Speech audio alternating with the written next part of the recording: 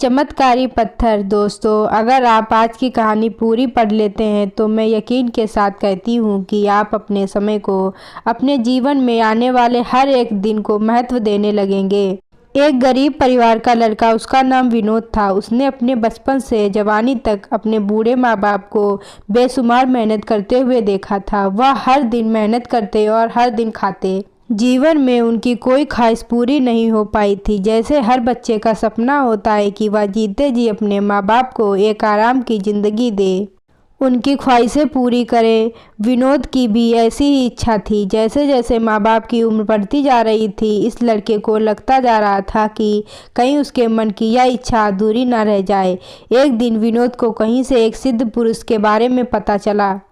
लड़के ने सोचा, अगर वह इस सिद्ध पुरुष से कोई ऐसी चीज़ मांग ले जिससे वह अमीर बन जाए तो वह अपने माँ बाप को वो सब दे पाएगा जो वह उन्हें देने की सोच रहा है।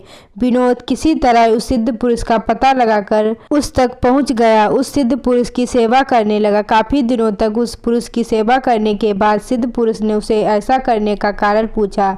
तब विनोद ने सिद्ध पुरुष को सब कुछ सच सच बता दिया। सिद्ध पुरुष को यह बात जान खुशी हुई कि लड़का अपने लिए नहीं लेकिन अपने माँ बाप के लिए धन दौलत कमाना चाहता है।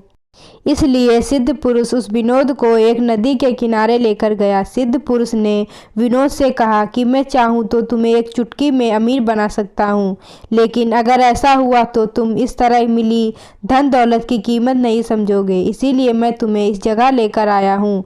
तुम इस नदी के किनारे ढेर सारे पत्थर देख रहे हो।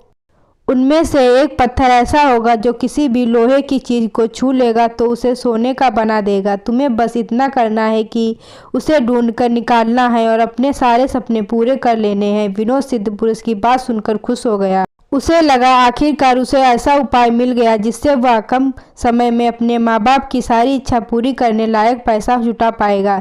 सिद्ध पुरुष के जाने के पहले विनोद ने पूछा कि वह बाकी पत्थरों में से उस पत्थर को अलग कैसे पहचानेगा। सिद्ध पुरुष ने उसे कहा कि जब उस पत्थर को छुओगे तो बाकी के सभी पत्थरों से अलग वह तुम्हें थोड़ा गर्म महसूस होगा।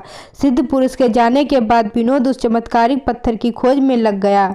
वह नदी के किनारे पहुंचा। वह एक पत्थर उठाता है, उसे छूकर देखता है, महसूस करता है और बाद में उस पत्थर को नदी के पानी में फेंक देता है ताकि वह दोबारा उसके हाथ में ना आए। वह उस दिन कई घंटों तक यही काम करता रहा लेकिन उसे वह पत्थर नहीं मिला। अगले एक हफ्ते तक उसने हार नहीं मानी और वह हर दिन आता और उन पत्थरों को छूकर देखता और नदी में फेंक देता। जैसे जैसे दिन बीतते जा रहे थे, वह पत्थरों को चुनने में और छूने में जल्दबाजी करने लगा।